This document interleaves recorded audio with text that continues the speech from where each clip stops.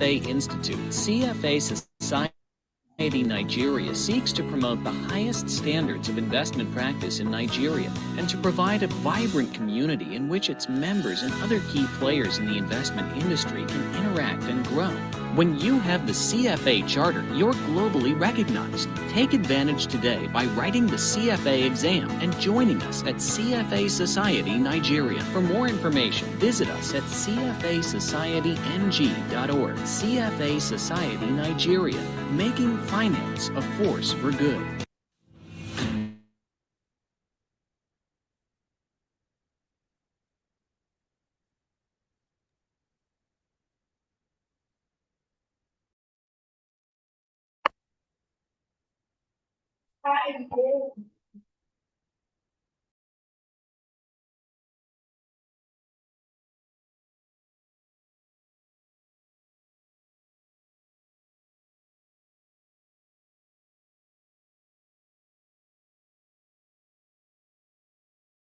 You're muted, ma'am.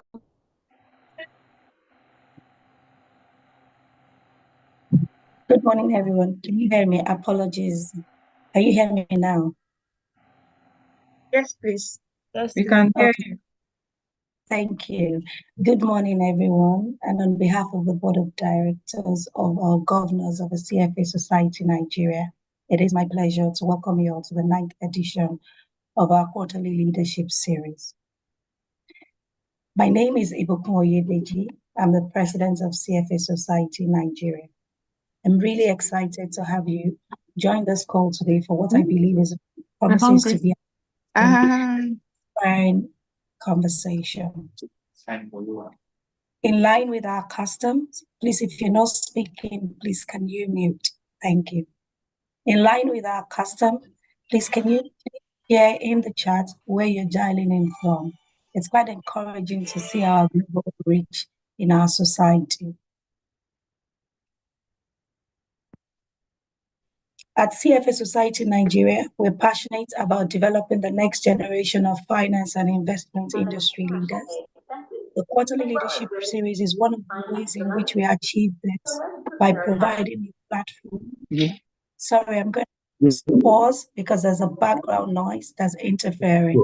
Can you please put yourself on mute if you're not speaking? Admin, can you manage this, please? Thank you. So as I was reading, at CFA Society Nigeria, we're very passionate about developing the next generation of finance and investment industry leaders. And the quarterly leadership series is one of the ways in which we achieve this by promoting a platform for accomplished individuals to share their career journeys, insights, and lessons learned during this career. Today, we're privileged to have one of such distinguished leaders with us. For me personally, which I've expressed to her, it's really a huge honor to be able to host our speaker who has been a personal role model in my career. I think I'm coming back from UK in 2011, thereabout. She was one of the 2 female bank CEOs who sat in a position that was dominated by men, unlike what we see now, there is a good mix. And we can all testify that she held that position with so much grace and poise. But not only with grace and poise did she hold the position, but she delivered excellent financial results for Stanbic IBTC during her leadership. And Stanbic IBTC became a household name in wealth management under her leadership. Let me please now do the formal introduction of Ms. Sola David-Borha. Ms. Sola David-Borha is a non-executive director at Standard Bank Group Limited and Standard Bank of South Africa Limited.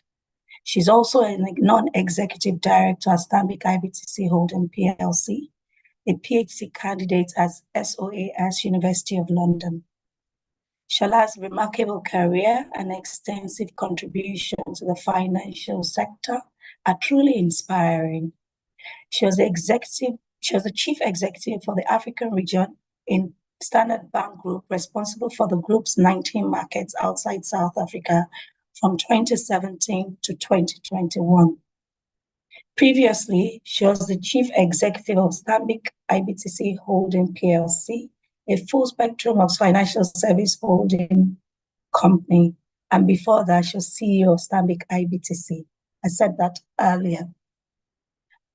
She was also an independent non-executive director at Coca-Cola Hellenic Bottling Company from 2015 to 2024. Chairperson of the Private Investors for Africa, PIA, 2018 to 2021, a business coalition of ethically minded companies that seek to improve the business climate on the African continent. She was also the vice chairman of the Nigerian Economic Summit Group between 2015 and 2016, honorary senior member of the Chartered Institute of Bankers of Nigeria, and the winner of the CNBC Africa Businesswoman Award in 2016.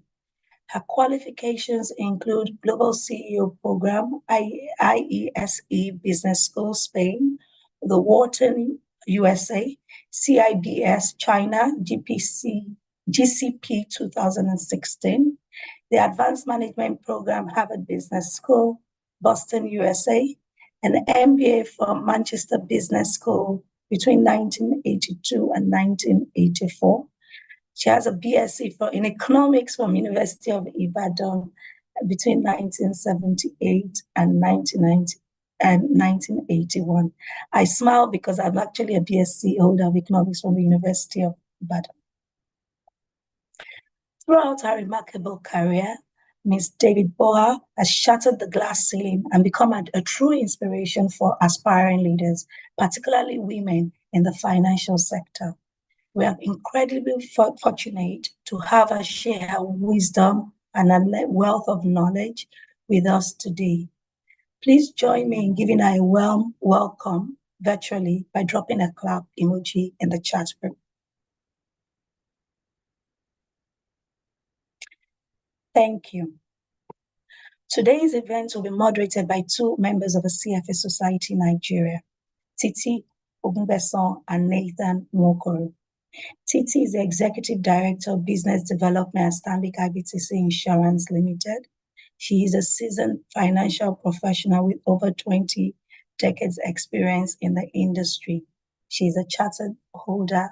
She's a chartered accountant. She's a chartered stockbroker with special expertise in equities, both in the primary and secondary market. Titi joined investment banking and trust company IBTC in 2004 and has been in the organization through the two mergers. She's an accountant graduate from Obafemi Awolowo University, Ile-Ife. Nathan Nwokoro is the Chief Executive of Savers Financial Service Limited. He started his career with over 18 years. He started his career with Zenith Bank. And after 10 years with the bank, he moved on to work with Kauri Asset Management as the head of Abuja Business Office before starting his own company, Savers Financial Service. He aims to empower, his goal at Savers is to empower individuals, institutions, and families with the knowledge and resource to make informed decisions about their investments around wealth management, planning, succession planning, estate planning, and retirement. Nathan has a BSc in Geography and Planning from Abia State University. As I mentioned earlier, is a CFA charter holder and volunteers in our Employer Relations Committee. Thank you, Titi and Nathan, for agreeing to moderate this session. Before I now hand over, please let's pause a bit to watch a brief video on what that captures the essence of our CFA Society Nigeria. Society Office, please favored. Thank you. Impact driven. We are CFA Society Nigeria, a member society of the CFA Institute Global Network of Societies. Our mission is to promote the highest standard of practice in the Nigerian financial services industry and provide a vibrant community for our members. The CFA Charter signals the holder's commitment to professional excellence. As thought leaders, we collaborate with stakeholders to ensure adherence to ethical standards, better education for professionals, and to build market integrity. We are the leading voice for advocacy in the finance and investment industry in Nigeria. To partner with us or become our member, visit us at cfasocietyng.org for more details. CFA Society Nigeria, making finance a force for good. Thank you very much, Society Office. As we proceed, I encourage you to actively participate, ask questions, and make the most of this opportunity to learn from one of the finest minds in our industry.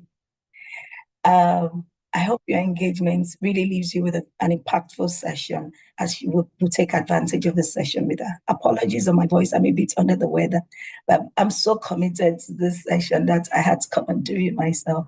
But thank you very much, Ma, for agreeing to be our guest on this. And Titi, please, I want to hand over to you and Nathan as you take the session. Thank you. Thank you very much, Ibuku, for the warm welcome. Good morning, everyone, and welcome to the 9th edition of the Quarterly Leadership Series. My name is Titi Ogungbeso, and co-moderating the session is Nathan Wokoro. I count it a great privilege to be moderating the session this morning, and particularly because our guest speaker, Mrs. Sola David-Borha, is someone who is a role model to me as well. I heard Ibuku say that, oh, she's a role model. So I know that she's a role model to many. She's an inspiration, and she's an icon in the industry. And if there is anything, that has helped in my career journey, I think Shola has been part of the success story. And she's someone I admire a lot and I respect so much. I know that there is a lot that we would be able to learn from Shola. Our experience is so broad, and she has gone through, a lot in the experience in the career journey. And it's just for us to sit back, listen, and enjoy the session. So there will be opportunity for question and answer at the end of the interview. And you can please put your questions in the chat room. We'll take them. So we go right into the questions. Welcome, Shola. And it's good to have you this morning. Thank you for honoring the invitation. Thank you very much, Titi. It's great to be with you all. Thank you, Shola. So I'll just go into the questions. The first question for you, Shola, is to tell us about yourself, your career journey, and what has helped you, to become who you are today. Thanks very much for your question. Anytime I think of who I am, my faith anchors me. It keeps my feet on the ground. So I see myself first as a child of God. And I'm also a wife. I'm a mother. And I see myself as a co-leader because I think that any leadership position that I've occupied, I have been co-leading with colleagues and, other leaders. In terms of my career journey, once I graduated and I started working at Now Merchant Bank, what I have really tried to do is to take advantage of opportunities that have come my way and be open to learning and taking chances. And it also has been a journey of grace because I have been fortunate to have worked with great people, great mentors, and to have been given opportunities by my bosses to develop myself. Thank you. Wow. So definitely, if your bosses have given you the opportunity, it means that you have role models. So can you tell us who are your role models and how they have helped your journey? Yes, I have many role models because I think you can learn from everyone. But I'll talk about 4 specifically. I'll start with Mr. Tedo Peterside, who was my boss for several years. And from him, I learned, the importance of professionalism, the importance of being forthright, and clear when you're communicating, and also doing the right business in the right way. I'll also talk about Mr. Fola Adeola as well. He has shared with me the importance and the impact of public service, and also the importance of selecting the right people, when it comes to promotion and appointments. There are two other people I would mention. Mr. Jacko Marie. He used to be the former chief executive of Standard Bank Group. And Jacko taught me the importance of trust, that you have to trust your leader. Also the importance of partnering with the right people in business, and upholding integrity. And the last person is Mrs. Ngozi Okonjo-Iweala. She was not my direct boss, but I have worked with her on a few committees. And she taught me the importance of being pragmatic, the importance of networking and engaging stakeholders deliberately. And all these people I've mentioned have taught me how to work hard, because I think it's important to be able to work hard in your career. Thank you. Wow, thank you very much, Shola. Hard work, there's no alternative. We just have to be diligent. Thank you very much. Yes, so as a young star, what were your aspirations, and were you the economist you became? Was that what you had always aspired, or what sort of tilted you towards that? Was that what your parents wanted you to do? Can you share some light on this? Yeah, so I really wasn't sure what I wanted to do when I was younger, but it was very clear in my mind what I didn't want to do. I didn't want to study science. I didn't want to study medicine. That was my father's dream, that I'd become a doctor, and even though he was an economist, he had studied economics, but I was introduced to economics in what used to be Form 4 at the time. I think that's SS1 or I think it's SS1 now, or year 10, if you're looking at the UK system. And I immediately fell in love with the subject because it was practical. I could relate to it, and that, I think, ignited my love for economics, economic development, and that ultimately led me to banking. And that is kind of how I started my journey along this lane. And what I've tried to do at every point really is to add value, add value in any role that you're given. Thank you. All right. Thank you very much, Shola. So you actually went for what you wanted and not what, your parents wanted you to be. And do you really feel satisfied? Oh, And absolutely. I think you have to follow your passion. It's very important. And of course, it's important to obey your parents. You hope that they will come around to the decision, but it is important. And one of the things I have learned, though, is that, many times we actually do courses or programs, or many of us did first degrees that either somebody else chose for us, our parents, or maybe that was the only degree that we could actually um, get to actually get into university. And one of the things I've learned is that it really doesn't matter what you do in your first degree. I tell people, do something you love and make sure you get a very good grade. If you can get a first class in English, in history, in whatever, philosophy, just do it and get a very good grade, because um, you actually don't know a lot when you leave your first degree. When you finish your first degree, I thought I did, but all you have at that point in time is that you have a brain that can learn, a brain that has been um, prepared to learn. And with that brain, you can then, based on your career choices and your career direction, build upon that knowledge base. So what you study as your first degree, I think is just baseline. Just do it and do it well. Thank you. Thank you very much, Shola. Follow your passion. Whatever you study as the first degree, do it well is the baseline. Thank you very much. So I'll just go to the last question in this segment. Has any philosopher or philosophy influenced your approach to leadership and to life? I said at the beginning that my faith grounds me.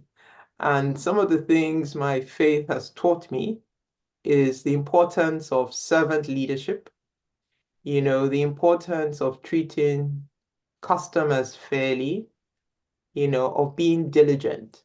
So for me personally, the Bible is the best leadership book that I have found. Thank you. Thank you very much, Shola. I'll hand over to Nathan.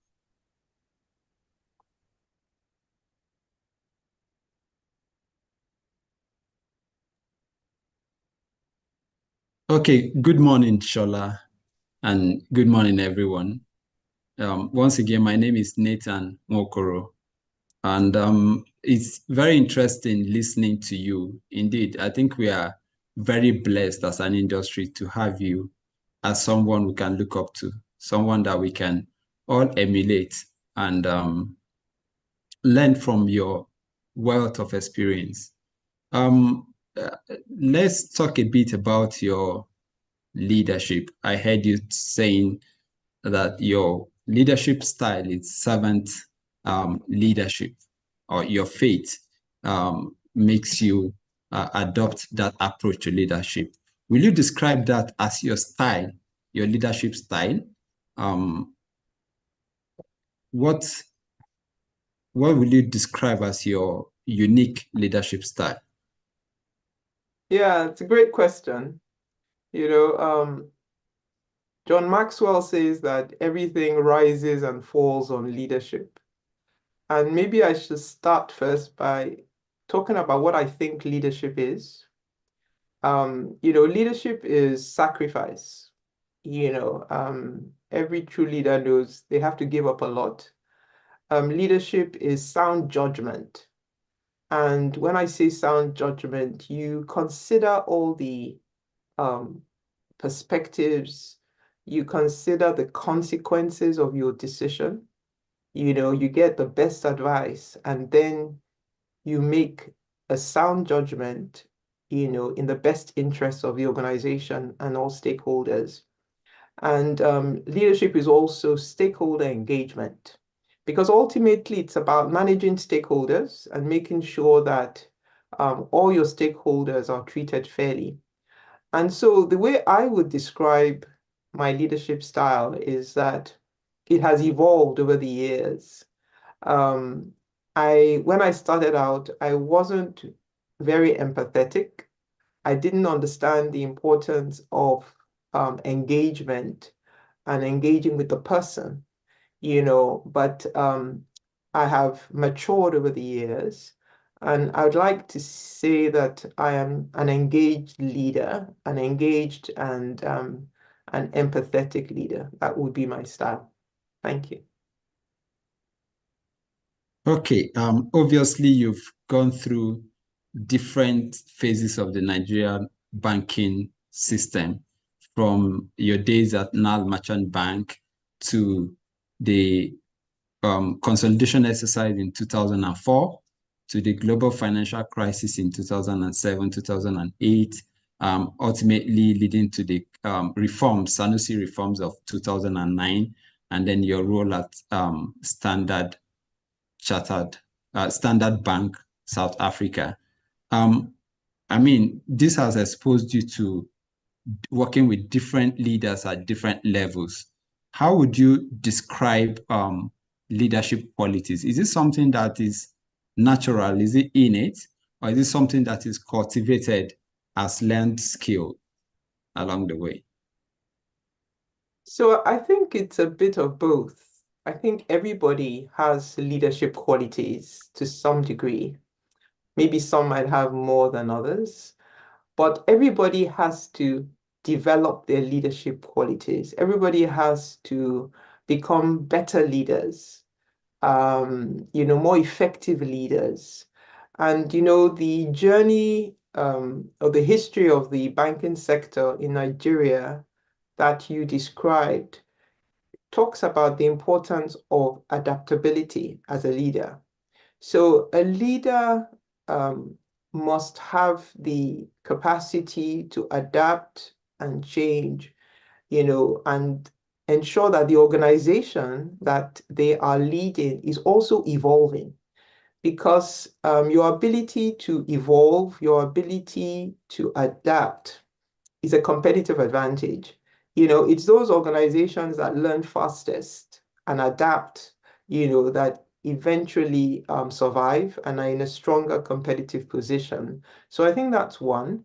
I think it's also important to ensure that you have a strong governance in place. And you have policies that are adhered to. You strongly believe in governance. The banking crisis that Nigeria experienced, and indeed globally, the root cause was always governance. If you go down to the brass tacks, you will find out that there was a governance failure. So the importance of upholding governance and making sure that yourself and the leadership team also adhere to those same governance standards, it's very important. And I think the last thing I would talk about is just, I mentioned it earlier, sound judgment. It's important that leaders are able to make decisions, because the decisions you make have consequences on lives, on communities, so your ability to make a sound judgment, each time. You might not get it right all the time, but certainly, those key major decisions, it's important that you have the capacity and the ability to make the sound judgments. Thank you. So obviously, leadership is a lifelong journey of learning, evolving, adapting, and developing. So for you, when it comes to selecting leaders, because many people on this call are aspiring to become leaders, many people on this call are aspiring to be considered for leadership position and want to be well prepared to be selected when decisions are being made. So for you, what qualities do you look out for when selecting leaders for your organization, in addition to all what you've mentioned? Yeah, it's a great question, because I think succession planning is one of the most important, if not the most important, responsibility of a leader. And I think that one of the things that you have to look out for is somebody who has the ability to put the organization's interests ahead of their personal interests. Not everybody can do that, but that's what you're looking for. You're looking for people, for leaders, that are ready to sacrifice, that are ready to sometimes give up their own sort of personal interests for the good of the organization. And the reason why that is so important is because, you have to, I don't know whether you can still hear me. Yes, we can hear you. Okay. You have to make sure that the people that you are putting in leadership positions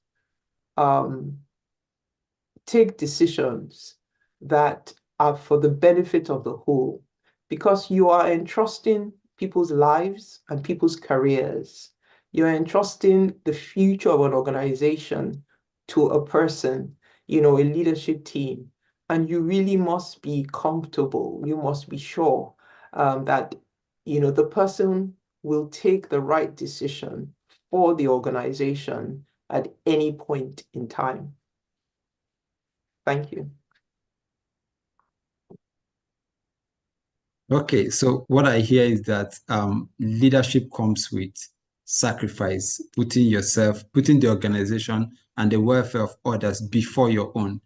And that comes with a lot of burden, a lot of challenges. They say on easy lies the head that wears the crown. So obviously leadership comes with a lot of challenges. So as a leader, what do you have to do to surmount these challenges and obviously gain acceptance from everybody, because you are leading people with diverse interests, different stakeholders, and all of these people have different perspective on what is right.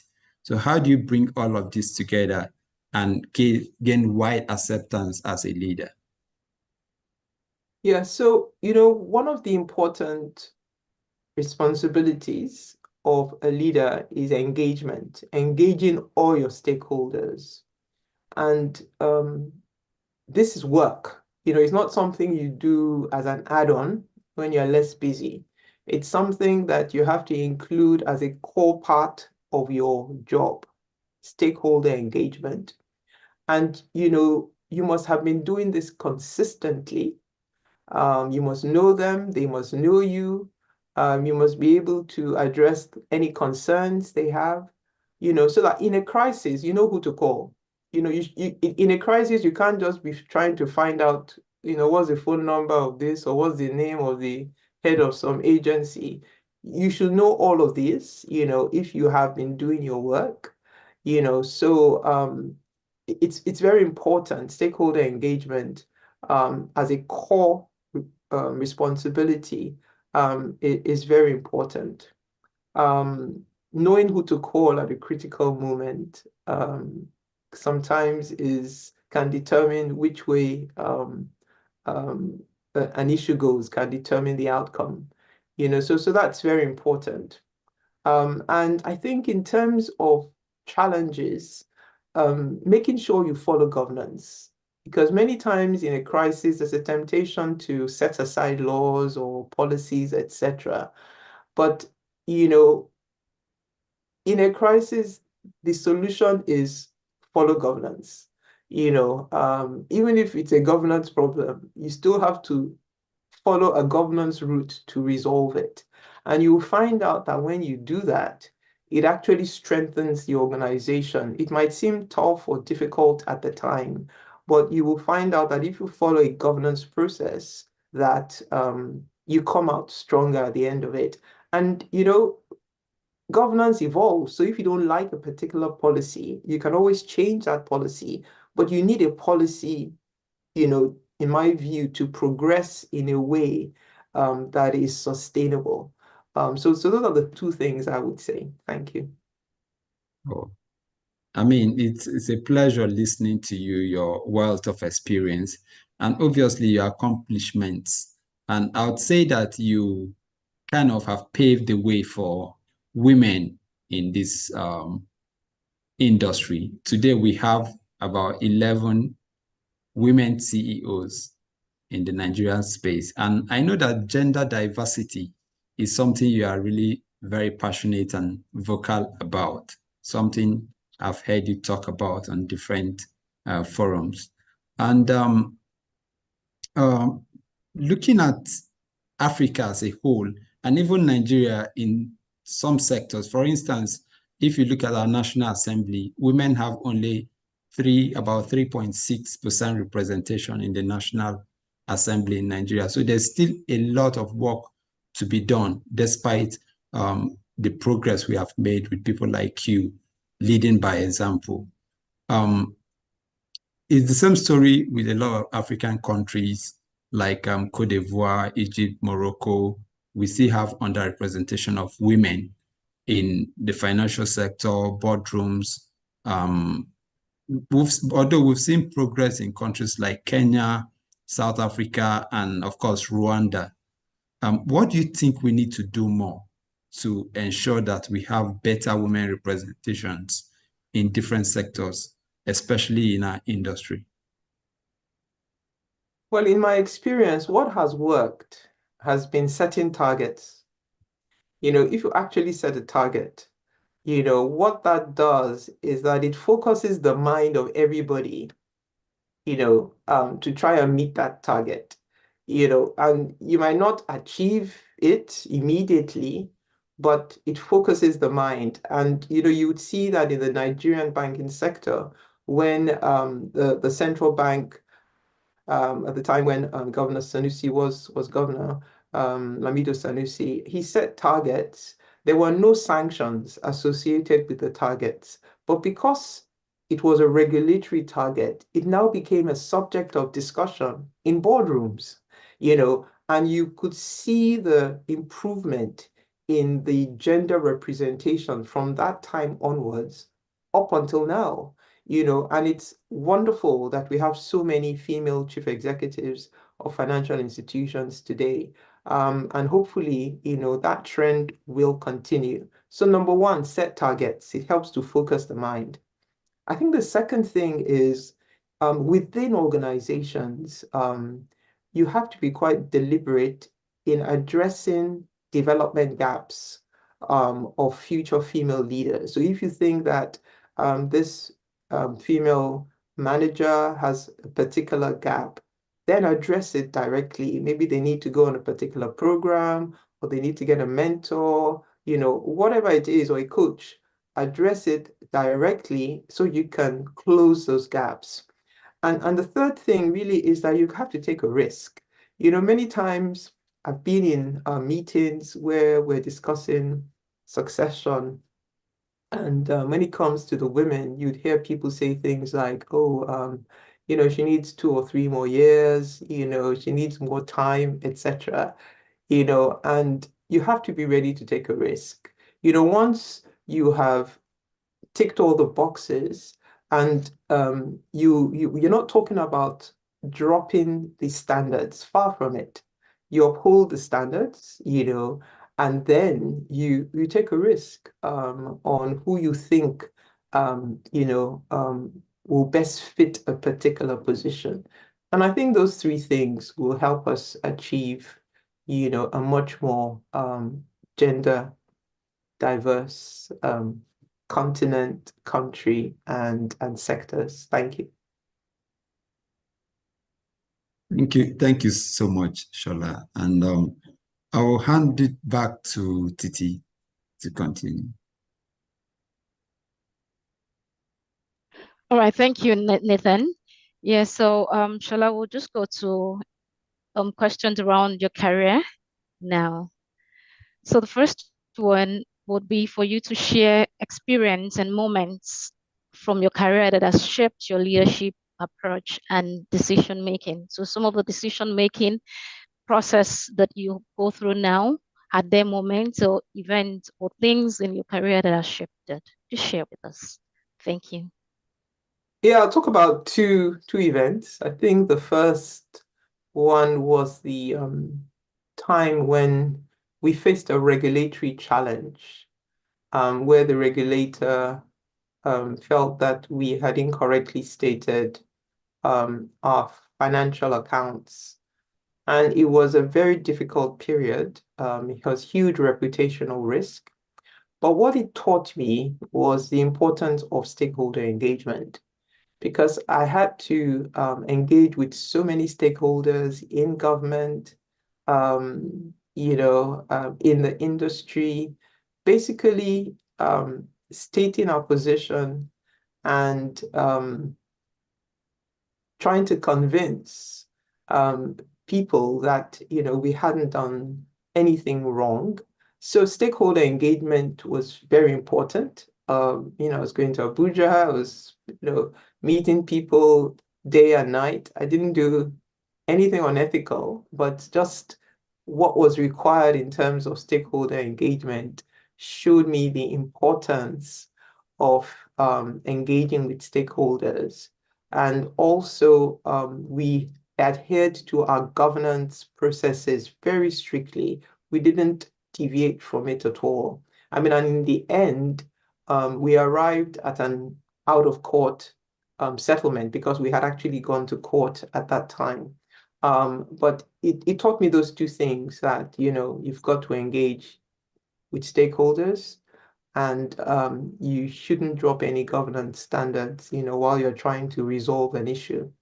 The second event was my appointment as Chief Executive, Africa Regions for Standard Bank, where from being the Chief Executive of one country, I was now overseeing 19 countries.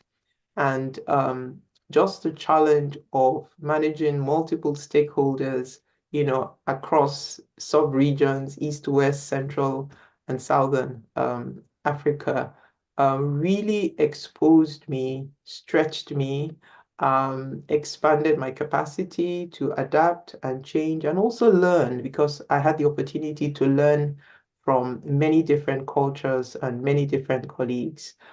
So I think those two events have helped to shape my leadership style. Thank you. Yeah, thank you, Shola. And you seem like governance is really, really key. And you have been talking about governance, governance, governance. So it's actually important that, we just take that. Yeah, so in terms of culture, going to oversee 19 countries, how did the cultural shock, how did you cope with it? And how did you handle that? Well, I think because I was based in Johannesburg, so I was living in Johannesburg, and I was traveling across sub-Saharan Africa. So my jurisdiction was sub-Saharan Africa, excluding South Africa. But then because I was based in South Africa, I also had to understand the culture of the country where I was living. And I think it was just a learning journey for me. The chief executive of Microsoft, Satya Nadella, says you have to be a learn it all, not a know it all. So I became a learn it all, and I made sure that I engaged with everybody. um, I try to learn as much as possible, from my colleagues. I remember when I first moved to South Africa, one of the first things I did was to set up meetings with, all my colleagues, just really to sit down and ask them, look, what do you expect from me? What should I look out for? What can I learn from you? And I found all those sessions invaluable. And also making sure that you visited all the countries, because you've got to connect. No matter how comprehensive a written report appears to be, you will never know everything until you actually visit the place. Because when you visit and connect with people in the local environment, you will learn things that were not communicated in a written report. They will tell you things that they will not share in a written report. So, so just that ability to connect and visit new places and learn, I think, was one of the greatest opportunities that I've had. Thank you.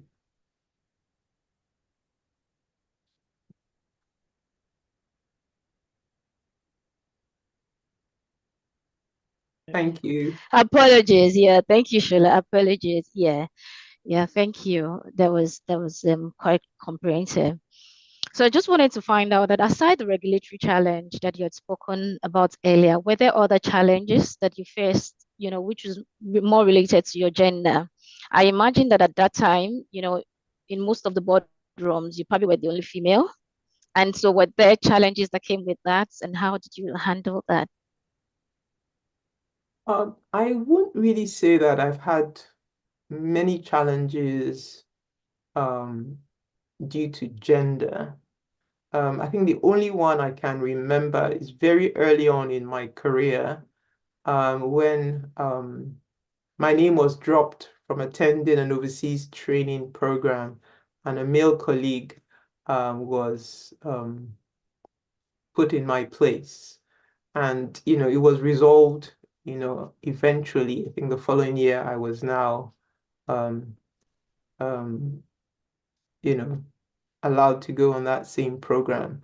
But when I reflect, I have been blessed to have worked for organizations that were very open-minded and were also supportive of promoting gender. So I can't really think of any other incidents where there was some gender discrimination, even when I was the only female in the boardroom.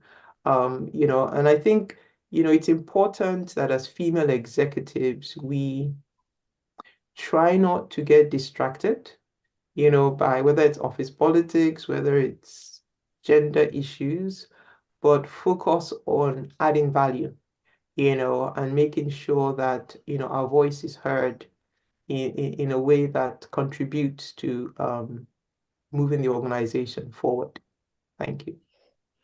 Thank you very much for that. So I would say that what values or like what core values or what ethical principles do you hold, in high esteem as a leader, or that do you like to see in the younger generation or the coming generation? Thank you. Yeah, so it's very important, I think, that you respect people, I'll combine respect and humility together in the sense that you cannot come from a position of, because you are the leader, you assume you know everything or you know more than others. If anything, I would say good leaders hire people who are better than themselves, so you get better results. So I think respecting people is very important. Upholding, obviously the highest standards of ethics and making sure that you subject yourself to the same standards, I think it's very important as well. And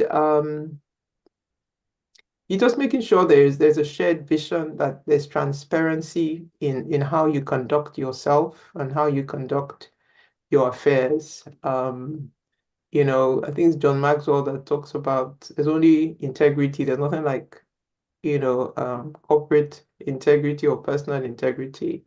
You just have integrity. So just trying as much as possible to conduct yourself, in a way that at all times you are trying to do the right thing in the right way. I'll stop there. Thank you. Okay, thank you very much. So reflecting on your banking career, if you probably had the opportunity of, starting again, what would you say you would do differently?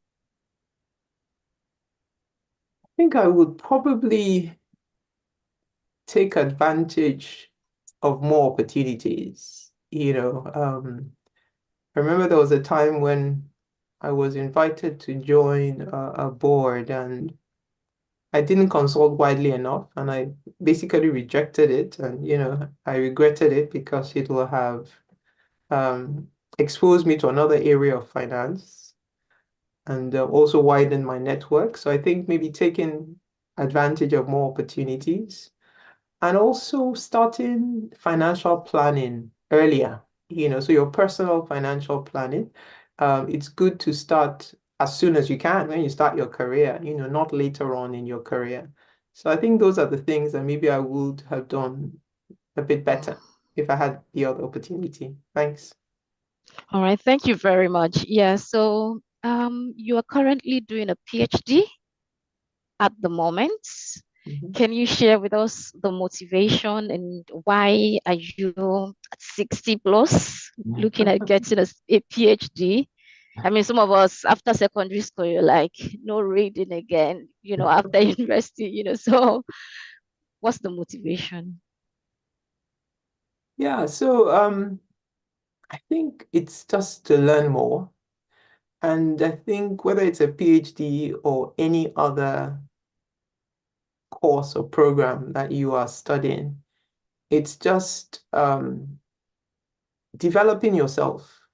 Um, this journey we're on is about lifelong learning, lifelong learning. I tell people my mother is 95 this July, and she uses WhatsApp, she uses various IT gadgets, and she's up to date and she's alert, by the grace of God. So you never stop learning. and I think that's a mindset, not believing that you've got to a point where, you don't need to learn anymore. There are things that are going to come at us over the next 5, 10 years that we've never heard of. I mean, look at all the generative AI, etc., that, is the trend now. So just the mindset of learning, I think, is important. You have to keep on learning. Never stop learning. And you can learn from anybody. You can learn from a 2-year-old. So specifically in terms of the PhD, I mean, it's just something I had always wanted to do. And when I left Standard Bank in 2021, I thought, why not? Let me try. And let me try in an area where I have an interest, which is kind of the intersect of governance and development. And I believe I've learned a lot. In fact, when I started the journey, I realized how little I knew. But it's been a very rewarding journey. I'm still on it. And I've learned how to read and write academically, which is an important skill. Thank you.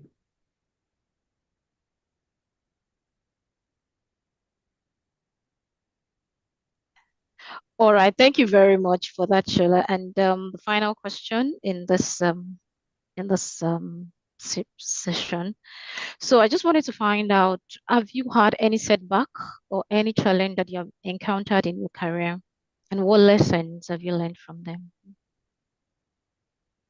Yeah, I think I've spoken about setbacks, really. I think the major learning was the challenge from the regulator. And I think regulatory risk is really the major risk that leaders face, if I was going to prioritize that, and how to manage the regulator, make the regulator feel comfortable with your organization and the direction in which you're taking your organization.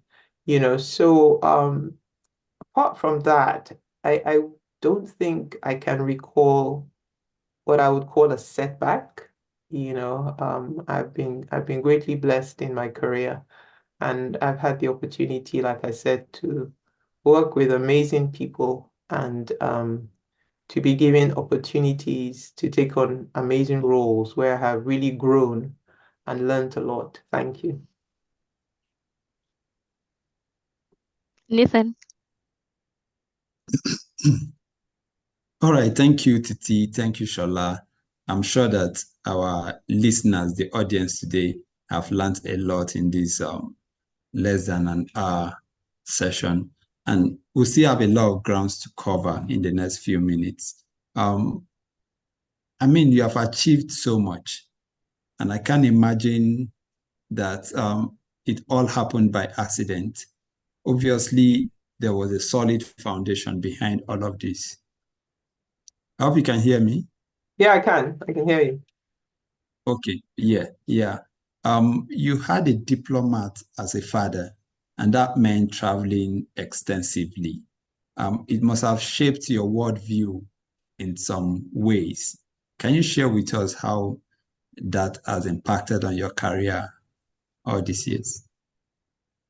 Yes, I think that prepared me because living in different countries at a young age, and having to change schools, having to meet friends, um, from different countries because, in each of these countries, you were kind of in a diplomatic bubble, with other diplomat families and children, and that definitely prepared me for working in a multicultural environment.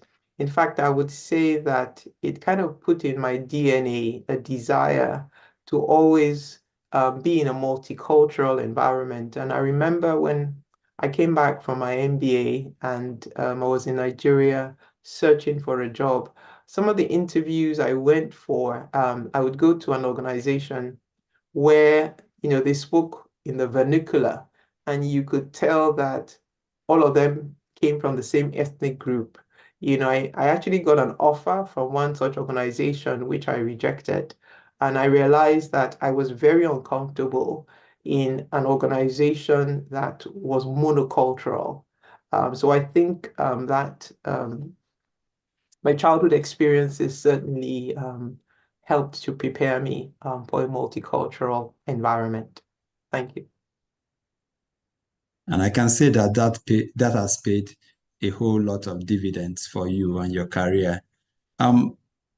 Going further, for many of us, our families, our parents had a say in our career, the choices we made around our career. So for you, was it the same? Did your family, your parents, did they have a preference as to what you had to become, what you had to study early in life? Yes, I had mentioned that my father had actually wanted me to study medicine, but because of my love for economics, I did not study medicine, but they did accept that I could study economics, and they supported me, throughout my education. First, studying economics as a first degree, and also building on that for an MBA. They have been supportive, or they were supportive of my educational choices. Thank you. Okay, so clearly you had that tunnel vision of who you wanted to become all along, and you have worked on it throughout your career. For many of us, it's difficult combining this level of success with family, and you've done this in a beautiful way. I'm sure you also have other passions that you've combined with your career as leaders. Um, are there lessons you can share with us how you're able to strike this balance between your work and your family and your other passions? Mm.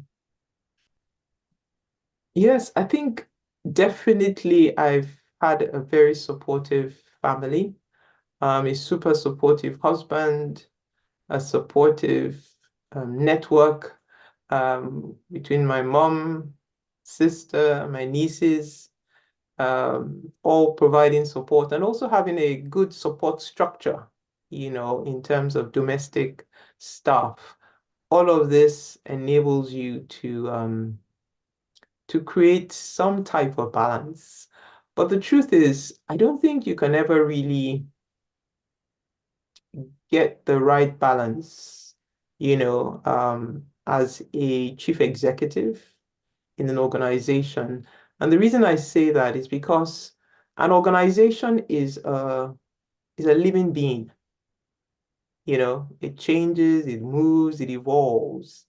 It requires attention 24/7. It's like having a child. Think about it. You can't abandon a child. So a chief executive really has to prioritize the organization, sometimes more than other times. But as a chief executive, you're never off duty. So I think a lot of it has to do with making sure that you have the right support staff. You make sure that you manage your times, take holidays, quality time with your family, remember important milestones, and make sure you're there, graduations, birthdays, etc. But as a chief executive, you will find out that there are times you have to prioritize the organization ahead of your family, because it is a living being that requires attention all the time, and people's lives are involved in that organization. Thank you.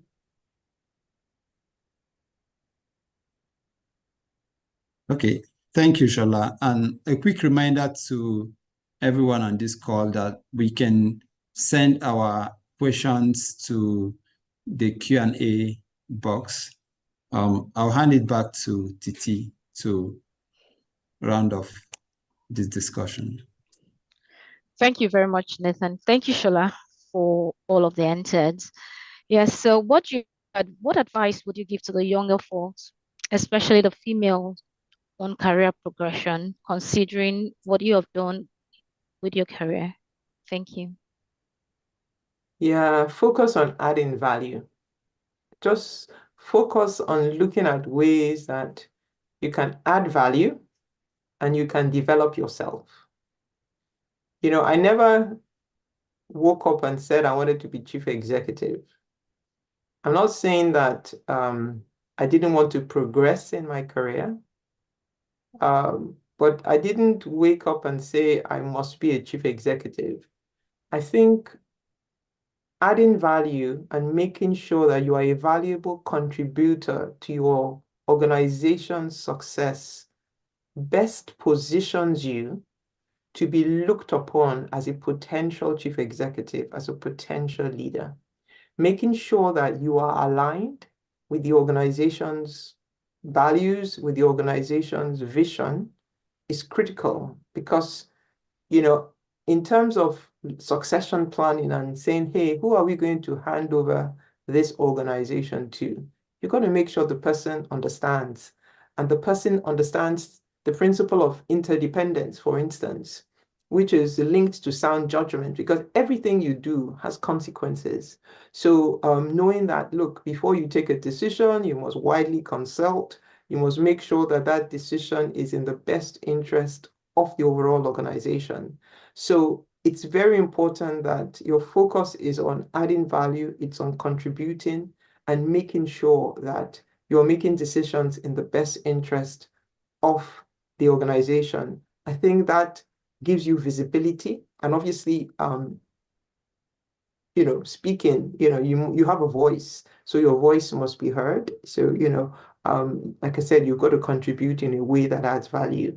But what it does is it positions you to be shortlisted. So, if they're looking to fill a vacancy, they shortlist 2 or 3 people. You should be one of the 2 or 3 people that are being considered for critical roles, because you are deemed to be a valuable contributor to the goals of the organization. Thank you. Thank you very much, Shola. So we shouldn't chase the position. We shouldn't chase being the CEO. We should just add value. And the value you're adding will definitely bring you out from wherever it is you are. Thank you very much. So what legacy do you aspire to leave behind in the banking industry and beyond? In your career journey, who you become is more important than the destination.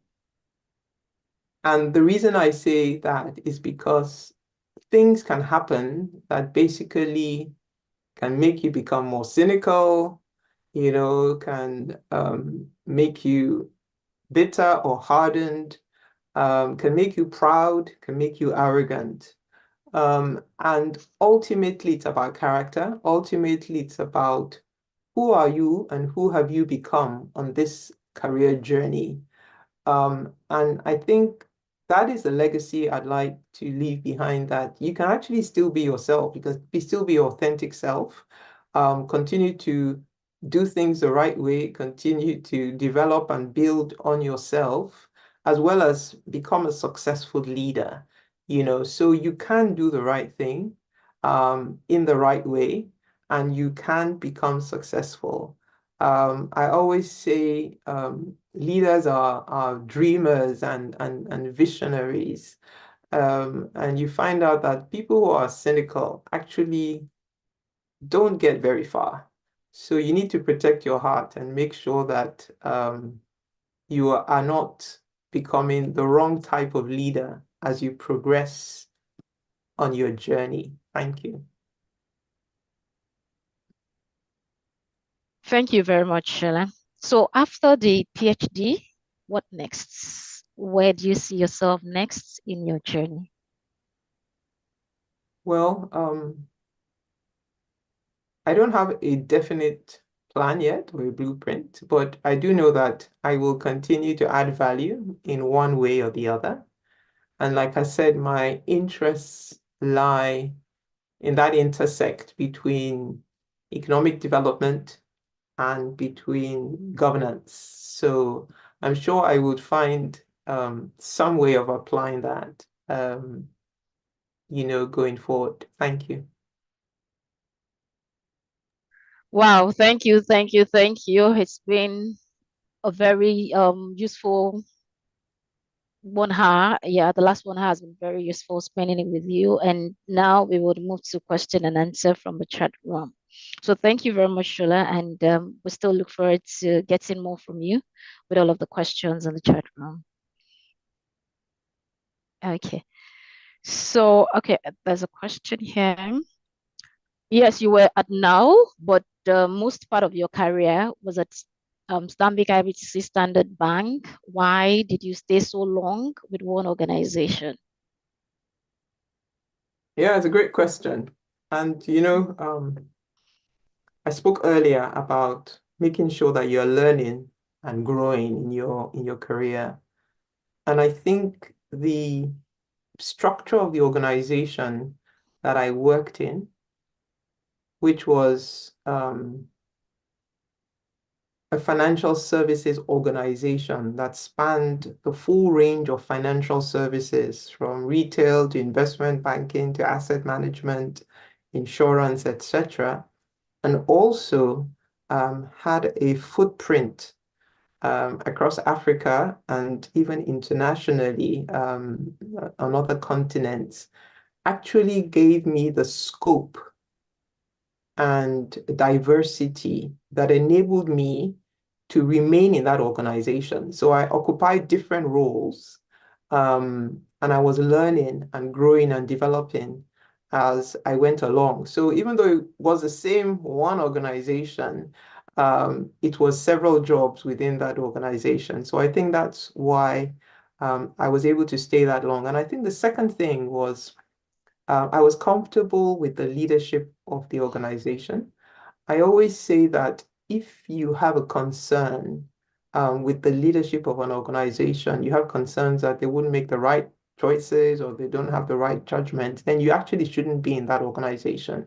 So the values, the ethics of the organization aligned with mine. Thank you. Thank you very much. I mean, so it was more you could get all you wanted within the organization because it had both international and local reach in different aspects that you were looking to. So it's all about satisfaction, and you were satisfied with the organization. Thank you very much. So someone is asking, what does an engaged and empathic leader look like? You mentioned being that. I mean, if you describe yourself, you say you're engaged and empathic. So what does it look like? Yeah. Thank So you. it looks like a leader who is not reactive, but is responding. And let me try and explain the difference because a leader that kind of reacts allows the emotions to drive them. And I'm really not talking about being emotional when I refer to being empathetic. Empathetic means that you actually understand the other person's perspective. You understand that person's position and why that person is saying what they're saying or acting in a particular way. So you can put yourself in that person's position. And when you can do that, you actually arrive at a better quality decision. For you to be empathetic, you must be engaged. Being engaged means you actually are connected with that person. You talk to that person. You understand what that person's views is. You consult the person before taking a material decision. Okay. So you are engaged with the people, with your teams. You're not a distant and disconnected leader. And I believe that those two qualities of being engaged, being consultative, and being empathetic, being able to put yourself in another person's position enables you to make better quality decisions and to exercise sound judgment. Thank you. Okay, thank you very much. I'll hand over to Nathan. Nathan.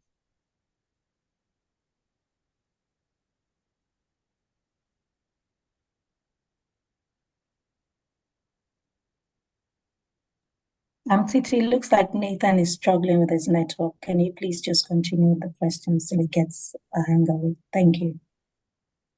Okay. Nathan, are you back? Yes, I'm back. Apologies, everyone. Yeah. Okay. Let me go with the next question. So we have this question from Godfrey. As a leader, should one's inability to raise other leaders from the team be viewed as leadership failure? What do you think, Sola? I always try not to use the word failure because I think it's an opportunity for you to learn, and everybody at some point, has faced one kind of challenge or the other. But I do believe that one of your main responsibilities is raising leaders, transferring your experience, the skills that you have, to other people coming after you. And if you're not doing it actively and you're not doing it deliberately, then it wouldn't happen. It doesn't just happen like that. You have to be deliberate about it in terms of your recruitment processes, making sure that they attract the brightest and the best. You've got to make sure that your policies and your environment, your work environment helps to retain the brightest and the best, and then you are then actively looking out and developing, who will take over your position. When people come and say, oh, they want to move to another role, the first question I ask them is, do you have somebody who you have groomed to take over from you? Because you can't just leave a position or a role and then you leave that department or position with a vacuum or in a crisis. Your job your primary job is actually to get yourself out of that job. And when you have reached that point, when you have raised leaders, somebody who can take over from you without any break. It's seamless because the person can do the job. So I hope that answers the question. Yeah, thank you. So, if you don't have somebody you have produced, it means that you're not ready to move. Is that what you're saying? Yes, you shouldn't go. Okay, absolutely. Thank you. Nathan. Yeah, we have an interesting question here from Samson, and he's asking, how can we solve this frequent corporate governance failure issue in the banking sector in Nigeria?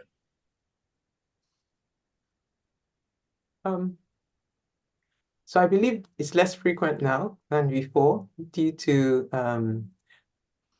policies that have been introduced by the central bank and other regulators. But the most important thing is the quality of the leadership, making sure that in terms of selection process, you actually are selecting leaders, whether it's the chief executive, whether it's executive directors, and even board members, whose primary responsibility is the interest of the organization.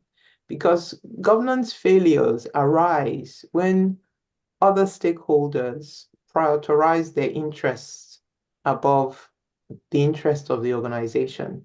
So making sure you have the right leaders in place and also ensuring that you have the right policies in place, policies that are in line with best practice, policies that evolve over the time, and that everybody is held to the same standards, both everybody in the organization, whether you're the chief executive or you're a clerk, everybody adheres to those policies. So I think that would really help to ensure that governance is strengthened in the organizations we work in. Thank you.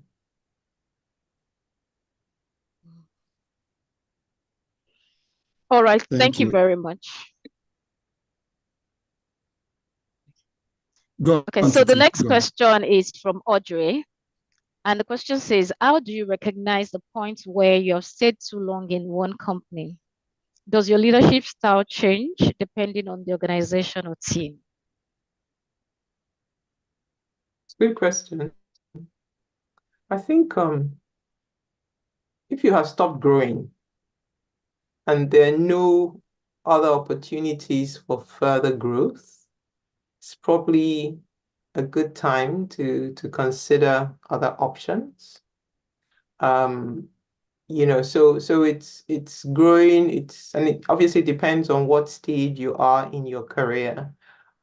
But let's summarize it by saying if you are no longer adding value, then there's a problem. If you don't see yourself adding value or contributing, then it's probably wiser to look elsewhere. But one of the things I will say is that it's important for you to engage with your boss or engage with, whatever the relevant stakeholder is, because sometimes there's a disconnect. There might be other opportunities that could be opened up for you, if there was the right engagement. Because I don't believe in leaving organizations in a disruptive manner. I think exits should be planned, should be timed, and should be done in a way that it leaves the door open, because it's still one industry, one sector, one business community, and you should be able to engage with your prior and future employees. So I don't believe in so let's say acrimonious departures. I think things should be done in an orderly fashion. But bottom line, if you're not adding value and you don't see yourself adding value, it might be a good time to consider other options. Thank you. Thank you, Shola. Nathan, over to you. Okay, so there's a question from Obaji regarding competing in the workplace. And she's asking, she says, in my 15 years career experience, I have noted a lot of hostility from colleagues, regardless of gender. This makes me sometimes desire to be highly competitive, whereas this is not my personality type to aggressively compete. Sometimes I'm not sure how to best handle this dilemma. Should I compete aggressively or maintain my composure It's a great question. in being true to myself? Yeah, it's a great question. I think you should always be true to yourself. Okay. But having said that, in being true to yourself, you have to be professional. I think the number one requirement is that you must be professional. What do I mean when I say you must be professional? You must be able to do your job properly, and you must be able to work as a team with your colleagues. That's what you're being paid for, So your personal likes and dislikes, take secondary place to your professionalism. And an example I give many times is, I think I'm a natural introvert, so I really didn't like networking and going to cocktail parties. But when I realized that, look, it's actually part of my job to do so, I immediately changed my mindset and realized that when it comes to the workplace, I must show up as a professional at all times. I can't afford to say, oh, I don't like this, or I don't like speaking. It's like people who don't speak at meetings because they say they're shy or whatever reason. At home in your bedroom, you can be shy, but in the workplace, you are being paid and to engage, to solve problems, to find solutions. So you must have a voice. So you must show up as a professional. You don't have to love your colleague, okay? You don't live with your colleague, but you've got to respect your colleague. You've got to be able to work productively with your colleague. And the only behavior that you can control is yours. You can't control another person's behavior, but you must show up as a professional at all times, and you must be ready and willing to work with your colleagues. I find that trying to quote unquote compete is actually a wasted effort. I think as long as you're working for a serious organization that is trying to be the best they can and make sure that they keep and retain the best talent, you will find that if you are contributing and adding value, you will be noticed. And like I said, if it's an organization that is competing with others in a marketplace that can be quite competitive, their interest is to make sure that they have the right people in the right roles and the people who can add value. So my advice is stay professional, don't get distracted, work with everybody, be pleasant with everybody, um, and um, and and and you will find out that you would go much further than trying to play games in an organization. Thank you.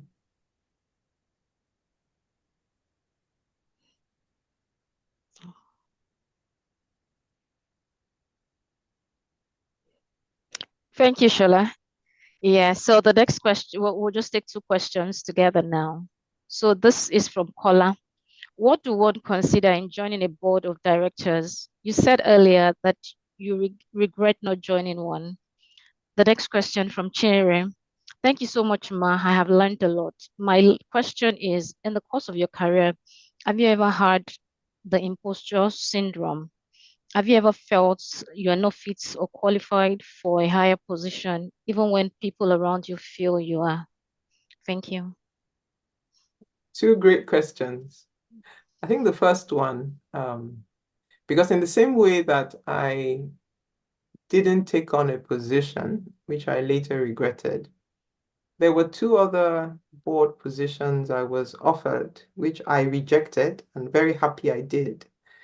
And I think what you look for before joining a board is to actually look at the company and who are the people on the board, and more importantly, what are the ethics of this company?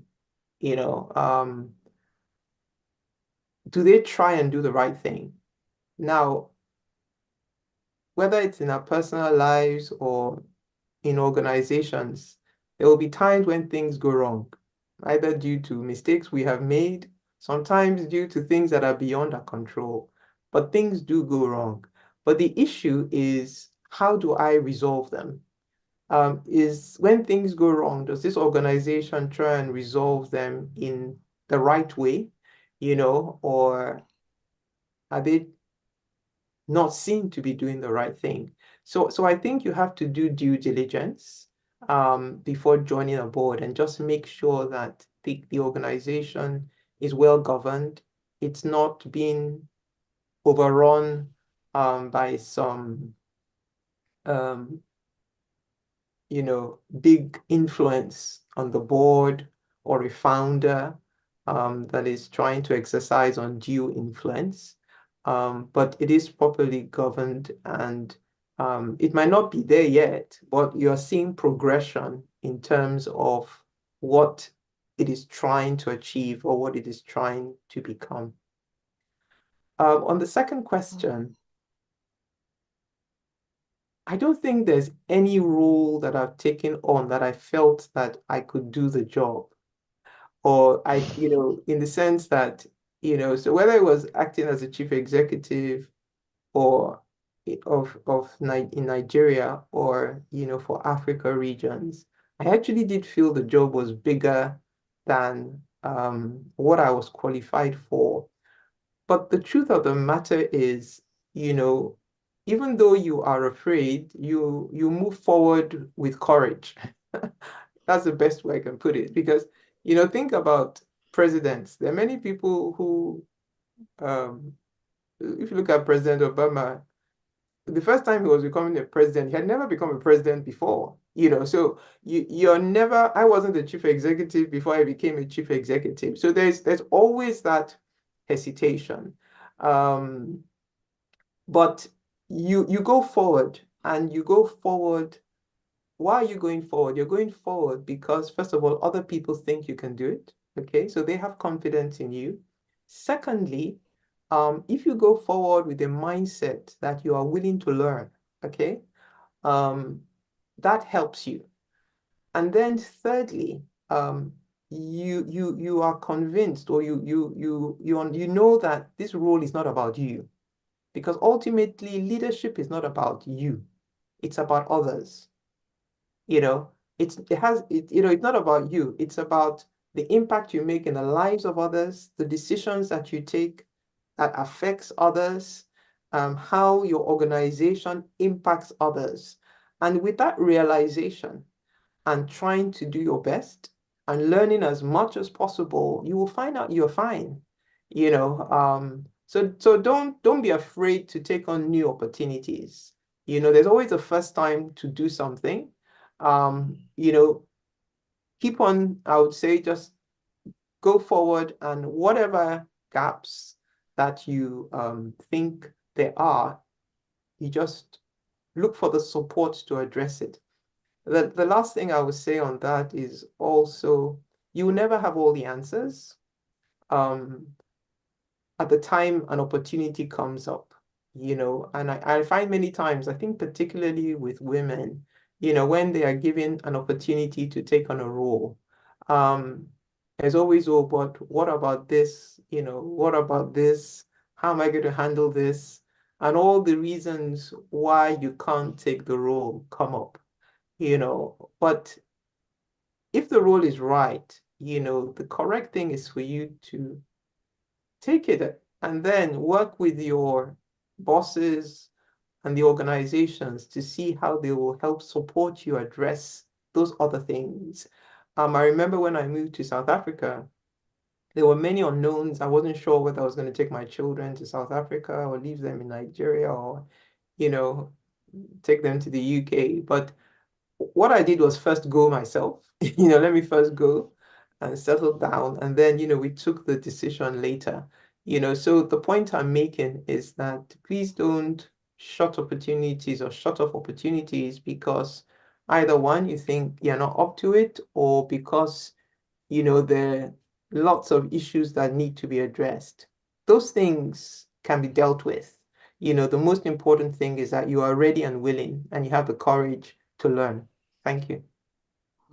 Thank you very much, Shola. Yeah, so let's be ready and willing to All right. learn. Nathan, please go. Yeah, thank you so much, Ma. We really appreciate.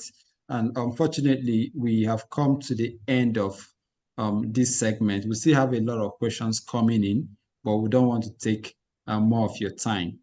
So I invite Kike Mesubi to give us closing remark.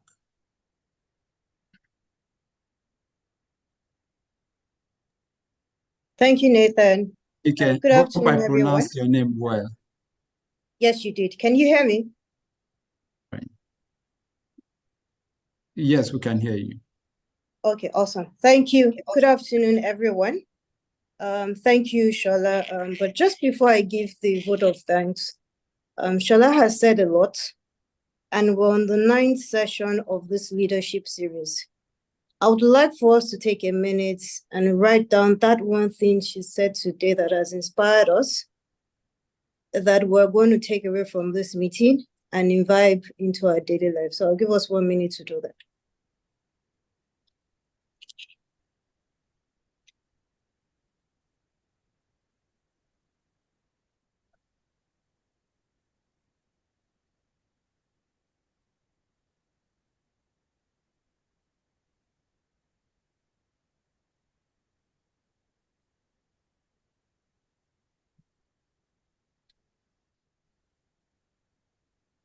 Thank you. I see the messages coming in. I'll just share mine. 2 things I'm going to take away from today's session, which I intend to imbibe into my day-to-day life, is governance and stakeholder engagement. I'd like to extend a heartfelt thanks to Shola Your insights, experience, and wisdom have been incredibly valuable. You have not only shared your knowledge with us, but you've inspired us to think differently, to challenge ourselves, and strive for excellence in our leadership journey. To our moderators, Nathan and Shola, organizers, and society staff, your dedication and hard work behind the scenes have not gone unnoticed, and we're really grateful for your commitment and professionalism. To our attendees, we thank you for your active participation, engagement, and enthusiasm. Every time we call on you, you always yield to that call of requests. Your presence and contributions have enriched our conversation this morning, and it's made it interactive.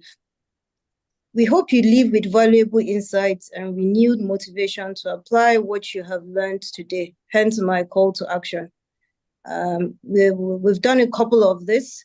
I hope that when we look back over the years, we can say these are the things that I did, these are the learnings I took from this CFA Society Nigeria leadership sessions that has helped me become who I am today. As we return to our routine, our desk, let us remember that leadership is an ongoing journey. Let us carry forward the lessons learned and strive to be leaders who inspire, innovate, and make a positive impact. Once again, thank you all for your time and thank you for being a part of this session. And we'd like to say thank you once again to Shola for volunteering to use her time and also share of her experience with us this afternoon. Thank you and do have a great day. Thank you very much. It's great to be with you. Thank you. Thank you.